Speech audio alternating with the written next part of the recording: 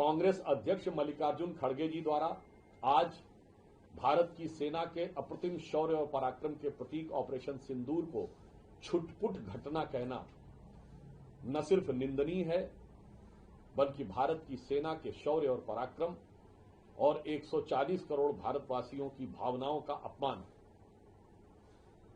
इससे पूर्व राहुल गांधी जी अनेक प्रकार के अवांछित और अनर्गल बातें करते हुए भारतीय विमानों और इनके बारे में न जाने किस प्रकार की बातें कर रहे हैं,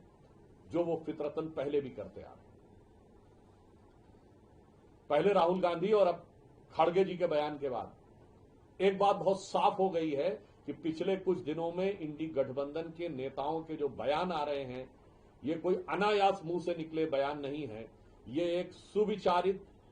भारत विरोधी और पाकिस्तान को ऑक्सीजन देने वाली विचारधारा से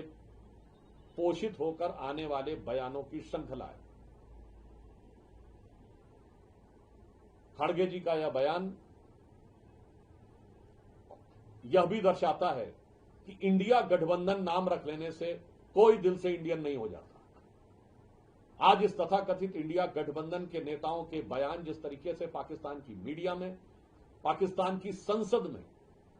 पाकिस्तान की डिफेंस फोर्सेस की ब्रीफिंग में, पाकिस्तान द्वारा भारत के विरुद्ध अंतर्राष्ट्रीय स्तर पर दिए जा रहे डोजियर्स में प्रयोग हो रहे हैं, मुझे लगता है कि उसके बाद यदि यह अपने गठबंधन को इंडिया गठबंधन कहने का प्रयास करते हैं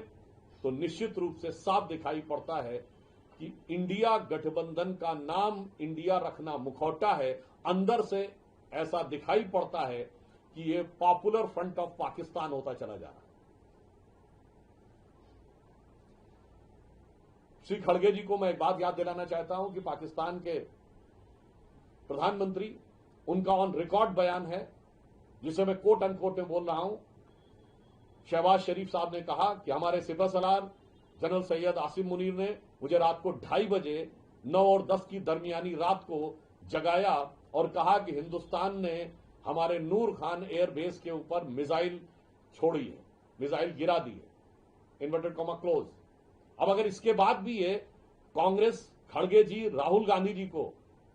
छुटपुट घटना नजर आती है तो यह दर्शाता है कि उनकी सोच कितनी छोटी है। इसके साथ हम यह भी बताना चाहते हैं कि भारत की सरकार और सेना के लिए सराहना के वाक्य न बोलने वाली ये वो पार्टी है जिसने अपने समय में हुए आतंकवादी घटनाओं का सेना के आग्रह और तैयारी के बाद भी एक बार भी जवाब नहीं दिया। ये वो पार्टी है जिसके नेता सिद्धू जी जाकर पाकिस्तान के सेना अध्यक्ष को गले मिल चुके हैं, जिसके नेता मणिशंकर अय्यर जाकर पाकिस्तान में मोदी जी को हटाने के लिए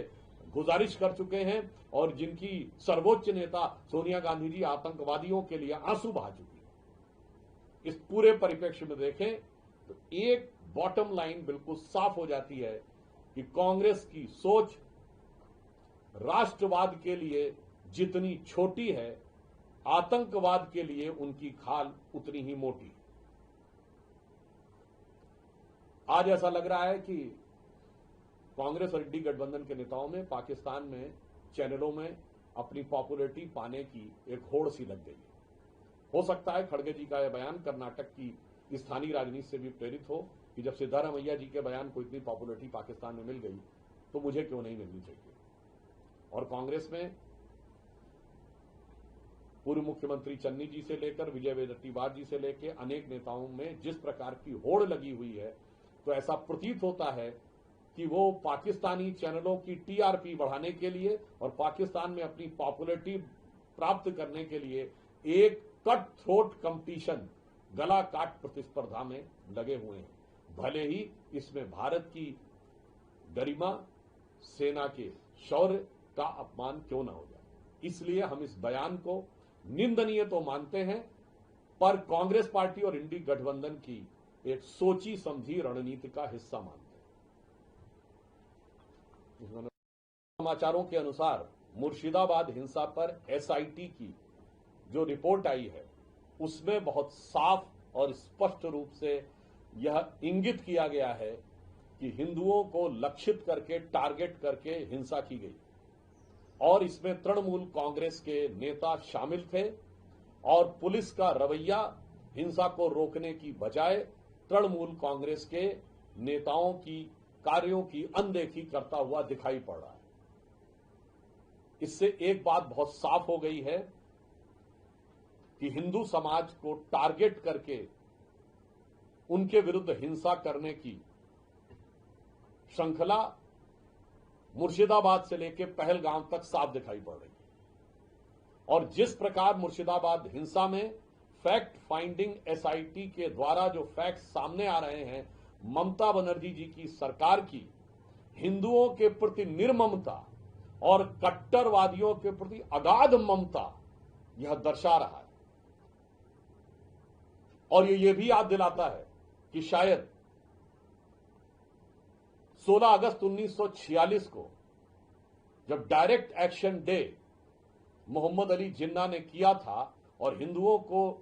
टारगेट कर करके मारा जा रहा था, और उस समय बंगाल के मुख्यमंत्री शाहिद हुसैन सोहरावर्दी ने जिस ढंग की पक्षपाती और कट्टरपंथियों की समर्थक भूमिका निभाई थी, आज तकरीबन 80 साल के बाद कमोबेश ममता बनर्जी जी की तृणमूल सरकार उसी भूमिका में नजर आ रही है।